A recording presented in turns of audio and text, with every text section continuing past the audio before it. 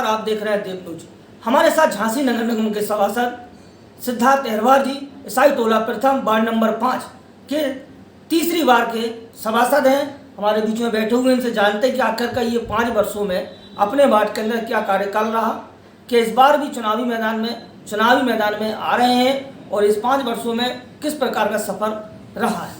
सिद्धार्थ भैया नमस्कार। नमस्ते भैया। पहले तो शुभकामनाएं कि आपने 3 बार हैट्रिक लगातार 15 सालों से आप इस वार्ड के पार्षद हो जी।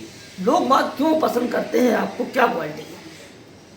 क्वालिटी ये है कि जनता के काम करते हैं और जनता की जो भी समस्या आती है, चाहे घर पे लोग आएँ या मोबाइल के द्वारा, उसके अलावा मैं भी क्षेत्र में राउंड लगाता हूँ।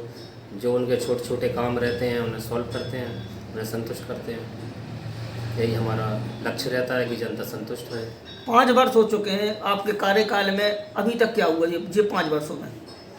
इन 5 सालों में जनता के काम कराए गए। जनता की जो भी शिकायत थी सड़क की, तो सड़क नई निर्माण कराया, पोलों की 100-150 विद्युत पोल लगवाए, उन पर स्ट्रीट लाइट लगवाई और नाले बनवाए। और सबसे बड़ी समस्या यहाँ पानी की टंकी की थी, तो पानी की टंकी का निर्माण चल रहा है। पानी की टंकी का निर्माण कराया, शौचालय बनवाए, शमशान घाट में काम कराया, दानाल हैं, चबूतरे निर्माण हैं और शमशान घाट की बाउंड्री वॉल है, गेट है। शमशान घाट में 3-4 हाई मास्क हैं, 100-150 लाइटें लगवाई। जहाँ लोग लालटेन लेके जाते थे दाह संस्कार करने, आज वो बाकायदा रोशनी में लोग जा रहे हैं, कोई दिक्कत नहीं है। ऐसे ही कब्रिस्तान में भी अभी हमने, जहाँ लोग नमाज़ पढ़ते हैं, तो नमाज़ पढ़ने में उन्हें चूँकि कच्चा एरिया था, तो वहाँ के मुस्लिम समाज के लोगों ने शिकायत की, मुझसे कहा, तो मैंने उधर RCC फर्श का निर्माण कराया। एक कब्रों तक वो फुटपाथ जाता है, सड़क जाती है, उस सड़क को पक्का कराया।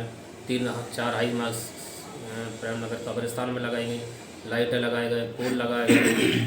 और अभी एक हम गेट का निर्माण, वहाँ प्रयास हमारा कि एक बिहारीपुरा तरफ वाला गेट का निर्माण हो जाए। उसकी फाइल तैयार है, एस्टीमेट तैयार है, जैसे टेंडर होंगे तो उसमें वो काम कराया जाए। पहली बार सभासद बने थे तब वोटिंग कितनी थी और अभी प्रेजेंट में कितनी हो गई है? देखिए, पहला चुनाव मैं 2006 में नगर निगम का लड़ा, चूँकि 2006 से ही नगर निगम झांसी नगर निगम हुआ है। उसके पहले नगर पंचायत थी।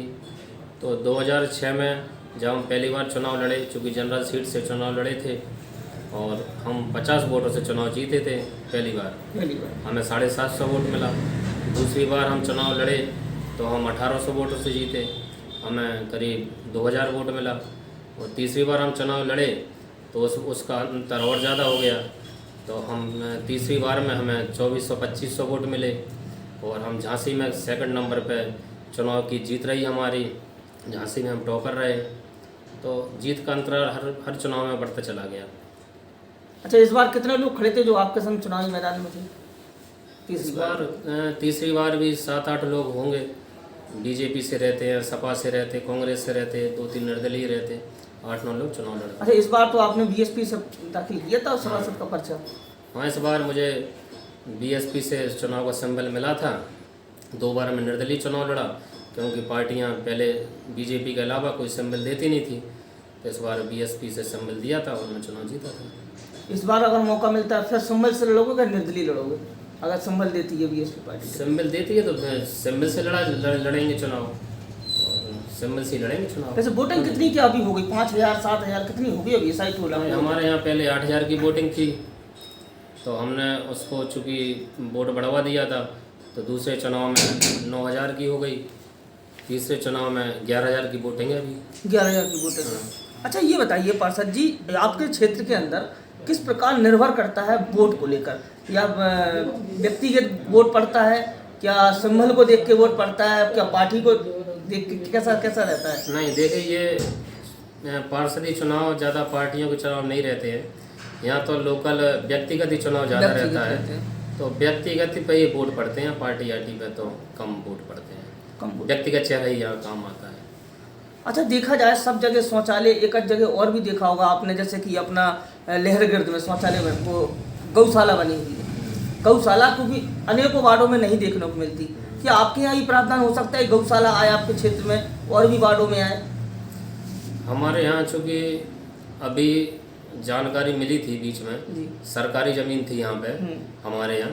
तो जब हम सरकारी ज़मीन की पैमाइश कराई गई, लोगों ने कहा कि यहाँ सरकारी ज़मीन है, उसकी जांच पड़ताल कराई गई।